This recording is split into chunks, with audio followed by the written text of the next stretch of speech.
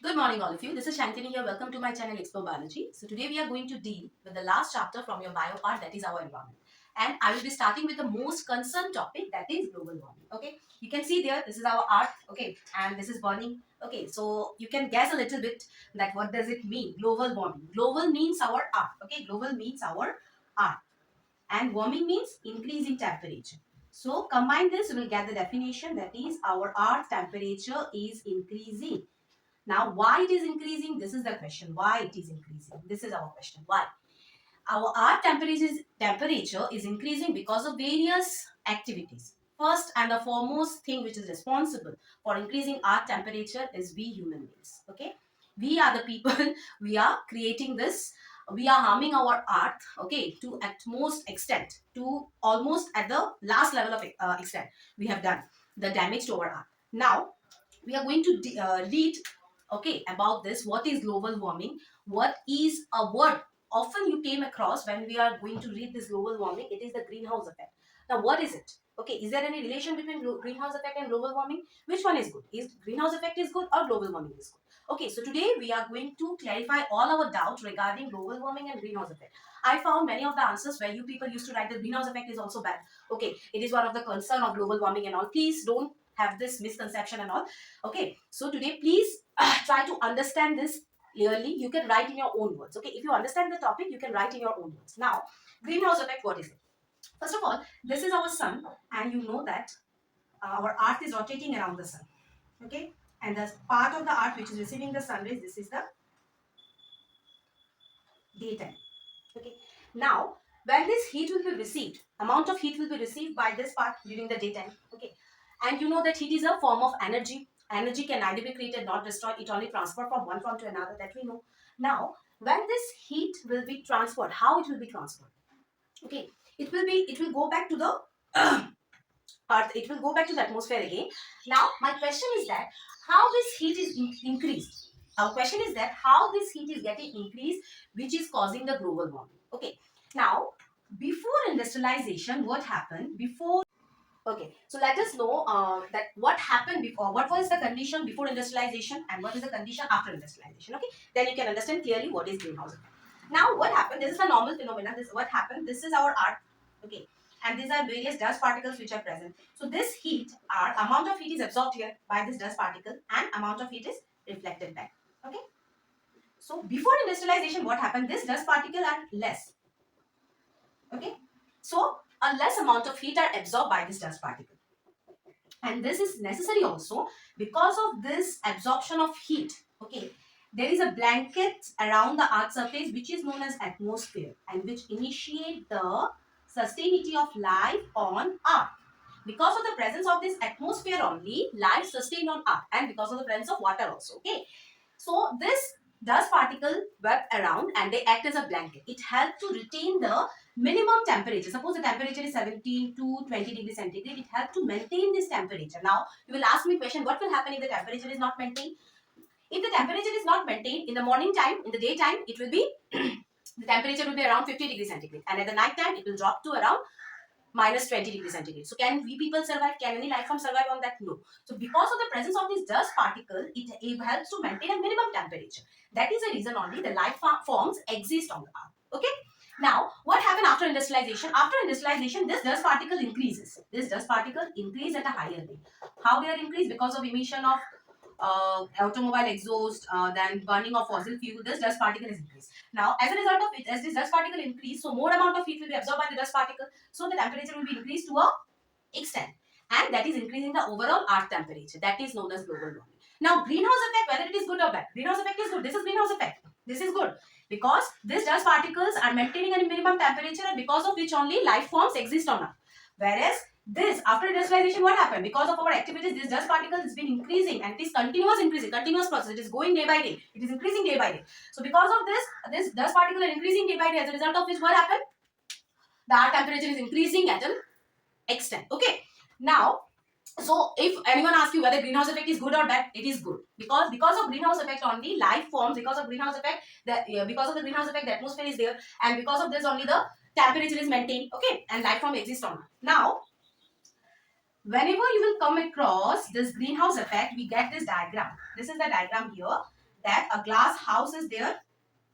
Okay, and inside the glass house you will get this in your NCERT book. This diagram is not there, but other refresher book these diagrams are there.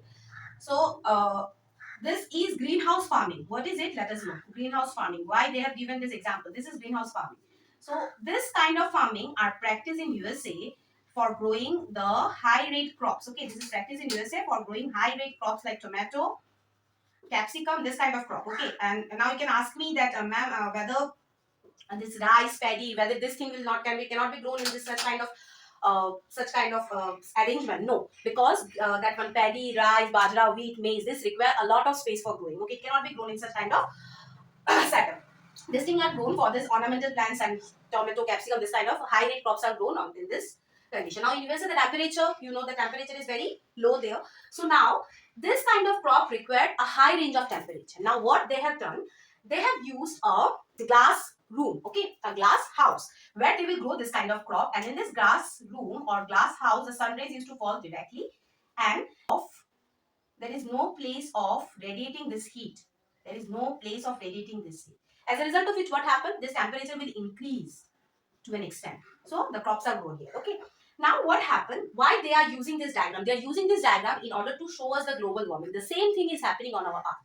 Okay, our Earth temperature is increasing. Okay, because of the presence of increase in the dust particles, it cannot radiate back. It cannot radiate back because this dust particle are absorbing that. Okay, as a result of which heat is there in the Earth only, and the Earth temperature is increasing day by day. Now let me give you one example. Suppose you are inside a car, okay, and you got stuck inside the car. The AC of the car is not working. Okay, आप लोग car के अंदर बंद हो और AC भी काम नहीं कर रहा है और खिड़की भी नहीं खुल रहा है. तो आप लोग सोचो, गर्मी का मौसम है, आप लोग सोचो आप लोग को कैसा फील होगा उस कार के अंदर. ठीक ऐसा ही फील हमारे अर्थ को हो रहा है अभी, जिसको हम ग्लोबल वार्मिंग बोलते हैं. समझ में आया? ग्लोबल वार्मिंग मतलब अर्थ का टेम्परेचर में इंक्रीज होना. क्यों इंक्रीज होना? Because of human activities. अब ये किस किस चीज की, किस किस गैसेस की वजह से हो रहा है, ये हम लोग देखते हैं. सबसे पहला जो गैस है वो है कार्बन डाइऑक्साइड. ठीक है, carbon dioxide which is a cellular waste जो हम लोग एक्सेल करते हैं. सबसे पहला है कार्बन डाइऑक्साइड. इसके बाद है हमारा वाटर वेपर. ठीक है, वाटर वेपर, जब हम लोग वाटर बॉईल करते हैं तो देखना स्टीम हो रहा है ना, वही जाके वेपर फॉर्म में कन्वर्ट होता है, वही है वाटर वेपर. तो सबसे पहला जो गैस है that is our carbon dioxide which is a cellular waste. हम लोग इसको एक्सेल करते हैं, हमें पता है, एनिमल्स एक्सेल कर रहे हैं कार्बन डाइऑक्साइड. इसके बाद है हमारा मीथेन. ठीक है, CH4 व्हिच इज मीथेन. इसके बाद है हमारा after that one, after CH4 it is hydrogen perchloride. Okay, then है हमारा परफ्लोरोकार्बन. इसके बाद है हमारा SF6 सल्फर हेक्साक्लोराइड. इसके बाद है हमारा NF3 नाइट्रोजन परफ्लोराइड. ओके, सो ये सब गैसेस क्या करते हैं? ये सब gases it will lead to, because of the continuous emission of this gases, this is leading towards global warming, towards increasing our earth temperature. अब कैसे होता है? ये कार्बन डाइऑक्साइड अकेला वो कितना परसेंट देता है पता है ग्लोबल वार्मिंग का? 76%. 76% कार्बन डाइऑक्साइड कंट्रीब्यूट करता है ग्लोबल वार्मिंग में, जिसमें से इस 76 में से कार्बन डाइऑक्साइड का 11% होता है ड्यू टू डिफॉरेस्टेशन. ठीक है, पेड़ काटने की वजह से कार्बन डाइऑक्साइड इंक्रीज हो रहा है. ठीक है, क्योंकि पेड़ जब काट रहे हो आप लोग तो कार्बन डाइऑक्साइड जो एक्सेल कर रहे हैं, प्लांट नहीं है तो प्लांट क्या हमें पता है ना, प्लांट एब्जॉर्ब करता है कार्बन डाइऑक्साइड. तो डिफॉरेस्टेशन में क्या होता है? अब प्लांट ही नहीं है तो कौन एब्जॉर्ब करेगा? तो कार्बन डाइऑक्साइड इंक्रीज कर रहा है. और बाकी इसमें से कितना होगा? देखो तो 76 माइनस 11 कितना हो रहा है? 5. और ये रहा 7 से 65. बाकी 65% हमारा होता है बर्निंग ऑफ फॉसिल फ्यूल्स. ठीक है, burning of fossil fuel. Fossil fuel हम लोग बर्न कर रहे हैं ना, कहीं भी जाते हम लोग गाड़ी से ही जाएंगे. तो because of this reason it is leading to global warming. समझ में आया? मीथेन पैडी फिल्म है, इट्स मेनली एग्रीकल्चरल वेस्ट है जिससे मीथेन हम लोग का रिलीज हो रहा है. Hydrogen परक्लोराइड, perfluorocarbon, SF6 NF3. This ये जो हाइड्रोजन, ये जो फ्लोराइन कंपाउंड है ना, ये जो है ये बहुत खतरनाक है, ये फ्लोराइन कंपाउंड. ठीक है, इसका एक कंसंट्रेशन ये बहुत ज्यादा हमारे अर्थ का ग्लोबल वार्मिंग में इम्पैक्ट कर रहा है. कैसे कर रहा है? आप लोग बोलोगे कि भाई ये कम रिलीज हो रहा है. ठीक है, ये कम रिलीज हो रहा है as compare to carbon dioxide, लेकिन इसका एक कंसंट्रेशन और कार्बन डाइऑक्साइड का एक concentration, the amount of causing global warming आप लोग अगर देखोगे तो सबसे ज्यादा ये लोग कॉज करेंगे as compare to carbon dioxide. Carbon dioxide तो बहुत ज्यादा है, 76% कार्बन डाइऑक्साइड है. ठीक है, अब तो ये बढ़ के 80% आ गया है. सो ये फ्लोरीन कंपाउंड बहुत ज्यादा इफेक्ट, मतलब इसका इतना सा पार्टिकल एनफ है high range of global warming effect cause करने में। समझ में आया? मीथेन है 16%, ठीक है, मीथेन 16% और बाकी जो परसेंट है वो सब है वाटर वेपर और फ्लोरो कंपाउंड। तो 76 प्लस 16 कितना हुआ? 12, 1, 7 प्लस 1 8 एंड 1 9, 92। बाकी जो 8% है वो सारा ये सब, ये वाटर वेपर भी है, ठीक है, वाटर वेपर और ये सारा फ्लोरीन कंपाउंड, बाकी 8% ग्लोबल वार्मिंग में इंपैक्ट करता है। ठीक है, समझ में आप लोगों को कि कार्बन डाइऑक्साइड सबसे ज्यादा कितना परसेंट? Carbon dioxide 76%। ये पूछता है आप लोग को, 76% भी पूछेगा कि कितना परसेंट है ओवरऑल, दैट इज 76%। उनमें से 11% ड्यू टू डिफोरेस्टेशन और 65% बर्निंग ऑफ फॉसिल फ्यूल की वजह से। समझ में आया? और मीथेन 16%, मीथेन कहां से? Release of that is paraffin, agriculture use में होता है। फ्लोरोकार्बन जो इंडस्ट्री से रिलीज हो रहा है, ऑटोमोबाइल से एग्जॉस्ट रिलीज हो रहा है, ठीक है। रेफ्रिजरेटर में हम लोग सीएफसी क्लोरोफ्लोरोकार्बन जो एक बहुत ही क्या बोलते हैं जो गैस है ना, this is very much responsible for causing the ozone layer depletion. हम लोग पढ़ेंगे नेक्स्ट वीडियो में ओजोन लेयर डिप्लेशन के बारे में भी पढ़ेंगे। और वाटर वेपर भी, क्योंकि वाटर वेपर आप लोग एक समझ लो, वाटर वेपर कैसे?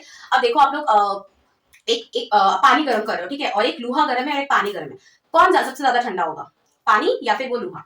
लोहा वाला सबसे ज्यादा जल्दी ठंडा होगा as compare to water vapour, क्योंकि जो स्पेसिफिक हीट होता है वाटर का वो ज्यादा होता है, ठीक है, वो ठंडा होने में ज्यादा टाइम लगेगा as compare to that iron material. समझ में आया? सो वाटर वेपर, अब इन सारे में ना, ये वाटर वेपर को छोड़ के इन सारे में ना क्या है, इन सारे में गवर्नमेंट ने इनका इमिशन का कोई रेट बनाया है, लेकिन ग्लोबल वार्मिंग का अभी तक नहीं बना है। ग्लोबल वार्मिंग का अभी वाटर वेपर का अभी तक कुछ रेट नहीं बना है कि कितना इमिशन होना चाहिए, क्या होना चाहिए, लेकिन ये क्या कर रहा है, ये हमारा ग्लोबल वार्मिंग में बहुत इम्पैक्ट डाल रहा है। समझ में आया?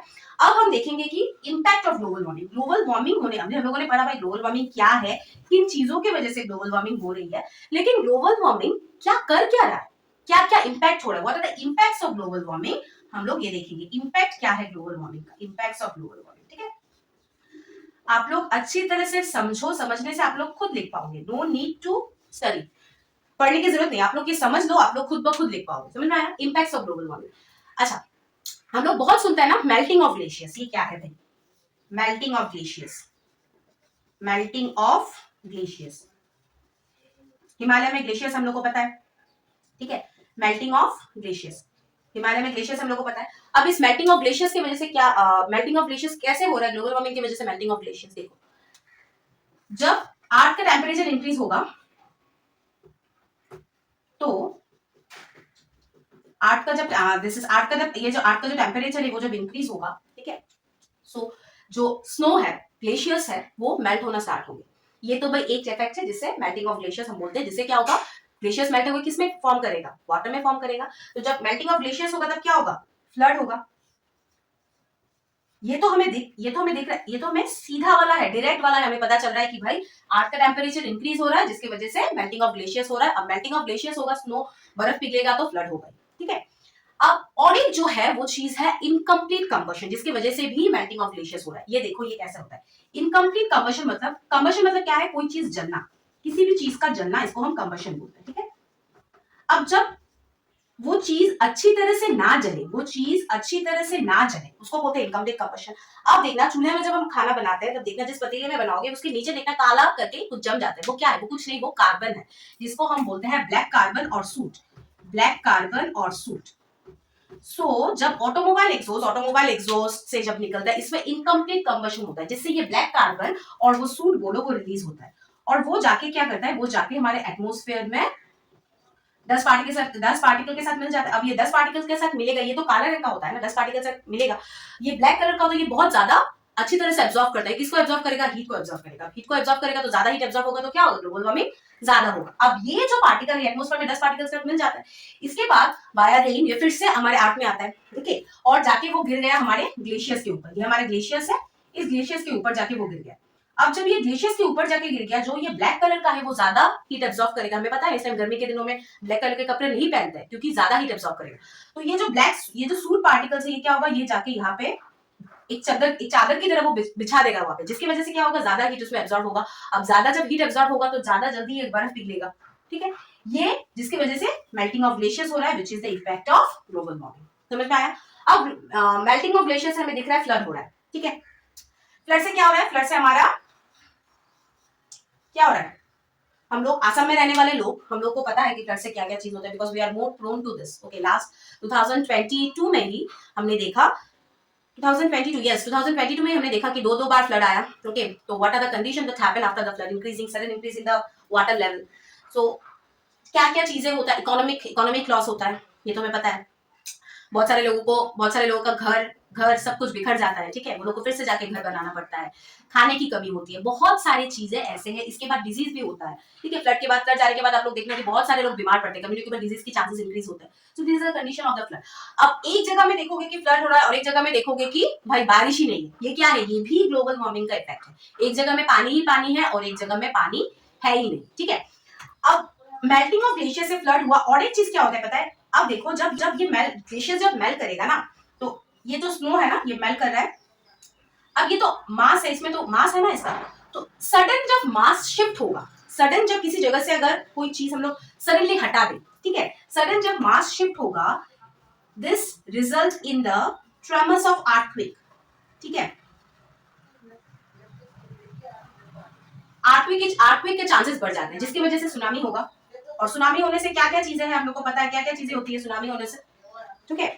बहुत सारे लोग एनिमल, जानवर, सारे लोग बेघर हो जाते हैं, खाना नहीं मिलता है, इकोनॉमिक लॉस होता है, पर कैपिटा इनकम लॉस होता है। तो ये सारी चीजें देखो, एक मेल्टिंग ऑफ ग्लेशियर से देखो आप लोग, सिर्फ मेल्टिंग ऑफ ग्लेशियर एक पॉइंट है, इसके अंदर मैंने कितना सारा पॉइंट घुसाया है।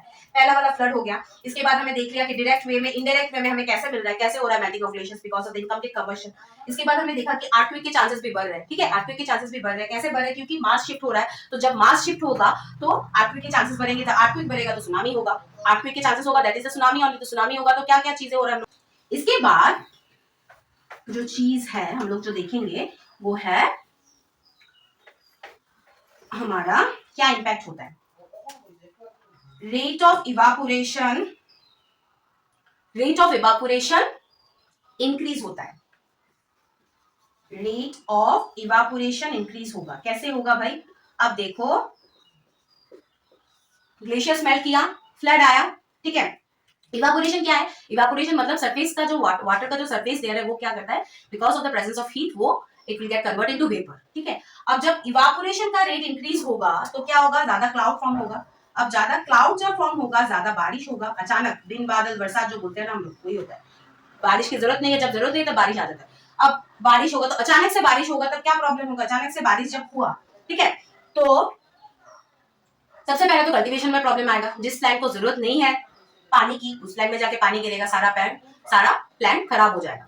तो हम लोग क्या करते हैं इसमें, ये जो इसकी वजह से कल्टीवेशन में लॉस होता है, ये पहला एक हो गया, रेट ऑफ इवापोरेशन की वजह से रेन फॉर्म कर रहा है, रेट ऑफ इवापोरेशन की वजह से कल्टीवेशन में लॉस हो रहा है। तो कल्टीवेशन में लॉस होगा तो हम लोग का प्रोडक्शन भी कम जाएगा ना, तो खाना क्या खाएंगे हम लोग? प्रोडक्शन कम जाएगा तो खाने में भी दिक्कत आएगी, खाने का भी प्रॉब्लम आ जाएगा।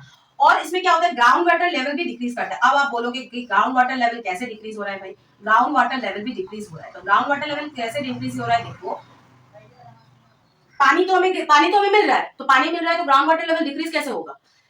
ये पानी जो मिल रहा है ना हमें, ये बिन बादल बरसात है ना, ये पानी पूरा सॉइल के लेयर तक नहीं जाएगा, सॉइल के लास्ट लेयर तक नहीं जाएगा, ग्राउंड वाटर लेवल को इंक्रीज नहीं करेगा। ये बिन बादल बरसात वाला मौसम में जो बारिश होता है वो जाके धीरे धीरे धीरे, बहुत टाइम लगता है, धीरे धीरे धीरे जाके ग्राउंड वाटर लेवल इंक्रीज करेगा। तो ग्राउंड वाटर लेवल ये तो चला गया, ये ऊपर लेयर तक गया सॉइल का, इसके बाद होके जाके सी में जाके मिल गया, ठीक है, दैट इज ओशन में जाके मिल गया, तो जिसकी वजह से हमारा वाटर लेवल में इंक्रीज होगा, लेकिन ग्राउंड वाटर लेवल में कोई भी चेंजेस नहीं आएगा, जितना है उतना ही रहेगा, या ठीक है। सो ग्राउंड वाटर लेवल जब डिक्रीज हो रहा है, तो ग्राउंड वाटर लेवल जब डिक्रीज होगा, हमारा क्या होगा? वाटर, ड्रिंकिंग वाटर में भी प्रॉब्लम आएगा, ड्रिंकिंग वाटर भी हमारा कम जाएगा। समझ में आया? ड्रिंकिंग वाटर में भी हम लोग को प्रॉब्लम होगी, ड्रिंकिंग वाटर हम लोग को नहीं मिलेगी, ठीक है। अब रेट ऑफ इवेपोरेशन हमने देखा, अब इसके बाद वाला आता है ह्यूमिडिटी, ठीक है। ग्लोबल वार्मिंग की वजह से हमारा ह्यूमिडिटी इंक्रीज होगा। ह्यूमिडिटी क्या है? The amount of water vapour present in the atmosphere, ठीक है। ह्यूमिडिटी जब इंक्रीज होगा तो मॉइस्चर भी इंक्रीज होगा, तो मॉइस्चर जब इंक्रीज होगा तो क्या होगा? माइक्रो ऑर्गेनिज्म ज्यादा होगा, तो माइक्रो ऑर्गेनिज्म जब ज्यादा होगा, माइक्रो ऑर्गेनिज्म क्या है? माइक्रो ऑर्गेनिज्म क्या करते हैं? Group of micro organism which are causing disease are known as pathogen. So pathogen increase होगा, तो पैथोजन जब इंक्रीज होगा वो क्या करेगा? वो डिजीज कॉज करेगा। अब डिजीज जब हुआ तो बहुत सारे बच्चे स्कूल नहीं जा पाएंगे, बहुत सारे लोग काम में नहीं जा पाएंगे, तो पर कैपिटा इनकम में काम में नहीं जा पाएंगे तो क्या होगा? पर कैपिटा इनकम लॉस होगा ना, इकोनॉमी में लॉस होगा ना, पर कैपिटा लॉस, ठीक है, इनकम में लॉस होगा। देखो किससे कैसे रिलेटेड है, देखो ह्यूमिडिटी से मॉइस्चर बढ़ेगा, मॉइस्चर से क्या बढ़ेगा, मॉइस्चर से माइक्रो ऑर्गेनिज्म बढ़ेगा, ज्यादा माइक्रो ऑर्गेनिज्म रहेगा, माइक्रो से pathogen which are disease causing. अब डिजीज ज्यादा होगा तो क्या होगा भाई, लोग ज्यादा बीमार पड़ेंगे, तो ज्यादा बीमार पड़ेंगे तो काम में नहीं जा पाएंगे, तो बढ़ के फिर इनकम में लॉस होगा, इकोनॉमी में लॉस होगा इन रिटर्न। इसके बाद ह्यूमिडिटी के बाद आता है आप लोग का जिसका एक्सटिंक्ट हो जाना। ये कैसे होगा, अब देखो एक एनिमल जो हैबिटेड था 17 डिग्री सेंटीग्रेड में वो रहता था, अब अचानक ग्लोबल वार्मिंग की वजह से क्या हो रहा है, ग्लोबल वार्मिंग की वजह से हमारा टेम्परेचर बढ़ जा रहा है, ये टेम्परेचर बढ़ के चला गया 20 डिग्री में, अब वो एनिमल वहां पे नहीं रह पा रहा है, सो बायोडाइवर्सिटी लॉस हो रहा है ना, एक्सटिंक्शन हो रहा है ना। अब एक एनिमल हमें पता है ना, फूड एक एनिमल जब एक एनिमल सपोज वो एक काव है, काव नहीं रह पा रहा है, तो काव अगर नहीं काव छोड़ो, सपोज एक छोटा सा ग्रासोफर है, ग्रासोफर नहीं रह पा रहा है, ठीक है, ग्रासोफर इस टेम्परेचर में 20 डिग्री सेंटीग्रेड में ग्रासोफर नहीं रह पा रहा है। ग्रासोफर जब नहीं रह पाएगा तो ग्रासोफर किसको खाता है, कौन ग्रासोफर के ऊपर डिपेंड करता है, फ्रॉग, ठीक है, तो फ्रॉग को भी खाना नहीं मिलेगा, तो फ्रॉग का भी एक्सटिंक्शन हो जाएगा, क्योंकि ये रिलेटेड इससे, ये रिलेटेड इससे, ये रिलेटेड, ये सब हम देखेंगे टॉपिक लेवल में, ठीक है, इसमें हम देखेंगे।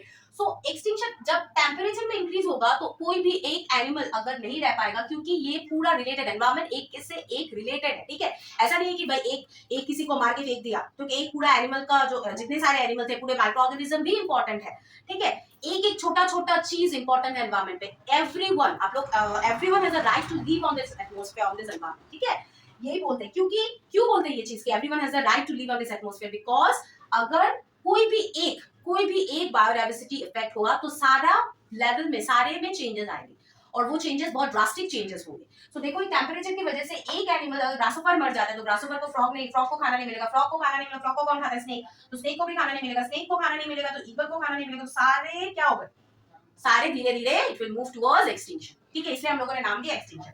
तो ये तो था हमारा क्या सब negative impact of global warming. अब क्या ग्लोबल वार्मिंग का कोई पॉजिटिव इंपैक्ट भी है, क्या है ग्लोबल वार्मिंग का कोई पॉजिटिव इंपैक्ट, कोई बोल सकता है मुझे कि ग्लोबल वार्मिंग का पॉजिटिव इंपैक्ट है, नहीं भाई, ग्लोबल वार्मिंग का तो सारे नेगेटिव इंपैक्ट है, बुक में तो सारे नेगेटिव इंपैक्ट ही दिया हुआ है। एक पॉजिटिव इंपैक्ट भी है, क्या है, रेट ऑफ प्रोडक्शन इंक्रीज करेगा, या आपका एनसीईआरटी में तो नहीं दिया हुआ है, रेट ऑफ प्रोडक्शन इंक्रीज करेगा, कैसे रेट ऑफ प्रोडक्शन इंक्रीज करेगा, जैसे ग्लोबल वार्मिंग हमें पता है, ग्लोबल वार्मिंग कार्बन डाइऑक्साइड जब बढ़ जाता है तब ग्लोबल वार्मिंग होता है, तो कार्बन डाइऑक्साइड जब बढ़ेगा तो क्या होगा, फोटोसिंथेसिस का रेट भी बढ़ेगा, फोटोसिंथेसिस ज्यादा होगा, अब जब फोटोसिंथेसिस ज्यादा होगा तो प्रोडक्शन, फोटोसिंथेसिस मतलब क्या है, तो प्रोडक्शन भी ज्यादा हो रहा है ना, सो कार्बन डाइऑक्साइड बढ़ रहा है, फोटोसिंथेसिस भी इंक्रीज हो रहा है, क्योंकि फोटोसिंथेसिस क्या है, कार्बन हम लोगों ने पढ़ा है पहले चैप्टर में लाइफ प्रोसेस में, C6H12 O6 क्या है, वो glucose plus 6H2O, that gives 6H12 O6, यही हम लोग को मिल रहा है ना, यही हम लोग का ग्लूकोज है, वाटर रिलीज हो रहा है, सो दिस इज, सो जब कार्बन डाइऑक्साइड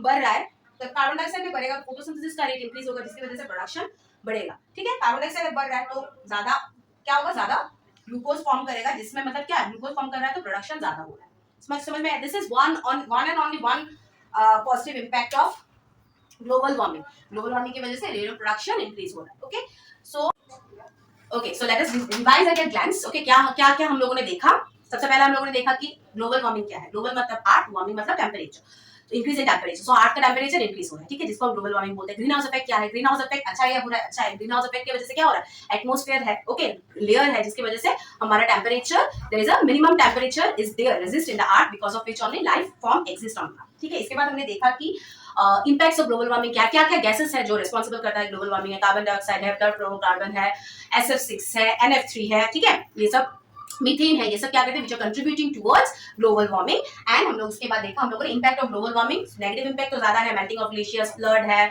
डिफॉरेस्टेशन है, डिफॉरेस्टेशन की वजह से क्या क्या हो रहा है, ह्यूमिडिटी इंक्रीज हो रहा है, मॉइस्चर इंक्रीज हो रहा है, माइक्रो ऑर्गेनिज्म इंक्रीज हो रहा है, जिसकी वजह से डिजीज हो रहा है, इकोनॉमिक में लॉस हो रहा है, और एक ही हम लोगों ने पॉजिटिव इम्पैक्ट देखा जो है हमारा रेट ऑफ प्रोडक्शन इंक्रीज हो रहा है, जिसकी वजह से फोटोसिंथेसिस इंक्रीज का रेट भी इंक्रीज हो रहा है, तो प्रोडक्शन इंक्रीज होगा, ठीक है। अब जो लास्ट मैं आप लोगों को ये बताना चाहूंगी कि देखो आप लोग ये ग्लोबल वार्मिंग इम्पैक्ट ये जो आप लोगों को क्यों दिया है, क्योंकि आप लोगों को पढ़ने के लिए क्यों दिया, because you people are the future, okay. एक कॉमन एग्जांपल मैं आप लोगों को लास्ट में बोलती हूँ, सपोज प्लास्टिक हम लोगों को पता है कि प्लास्टिक बहुत गंदा है, okay, it's a very, this is a that one very non biodegradable compound, जो कंपाउंड इजीली क्या होता है, जो कंपाउंड डिकम्पोज नहीं होता है। तो फिर भी हम लोग क्या करते हैं, प्लास्टिक को गवर्नमेंट ने बहुत दिनों तक बैन किया है, फिर भी हम लोग क्या करें, प्लास्टिक को यूज करते हैं। ठीक है, फॉर एग्जाम्पल आपके घर में 4 लोग हैं, ठीक है, 4 लोग आप लोग एक दिन में बाजार गए, जाके आप लोग कुछ लाने के लिए, तो पहले आप गए, आपने बोला कि नहीं मैंने तो बैग नहीं लाया, तो आपने क्या किया, एक प्लास्टिक का बैग मुझे दे दिया। इसके बाद आपकी मम्मी गई, मम्मी भी बैग नहीं लेके गई, तो उन्होंने भी बैग लिया। आपके पापा गए, पापा भी बैग नहीं लेके गए, उन्होंने भी बैग लिया। आपके भैया गए, भैया भी नहीं लेके गए, तो उन्होंने भी बैग लिया। तो एक दिन में आपने कितना बैग लिया, 4 बैग लिया। दूसरे दिन सेम आप लोग बैग लेके जाना, जाके लेना, आप लोग बैग लेके जाना आप लोग भूल गए, तो आप लोगों ने क्या किया, फिर से 4 बैग। तो एक हफ्ते में आप लोग सोचो 4 इंटू आप लोग सोचो कितना, 4 इंटू 7 कितना बैग आप लोगों ने, 28 बैग्स। सो ये 28 बैग सिर्फ आपके फैमिली से आप लोग प्लास्टिक वाला ले रहे हो, और ये क्या हो रहा है, ये डिकम्पोज नहीं हो रहा है, ये रह जा रहा है एनवायरमेंट पे, ये रह जा रहा है, और ये कहाँ जाके आप लोग का दैट इज ड्रेन में ब्लॉक कर रहा है। ठीक है, काउज उन लोग को ले रहे हैं, जिसकी वजह से वो लोग मर जाते हैं because of the digestive system choke and all, respiratory choke and all.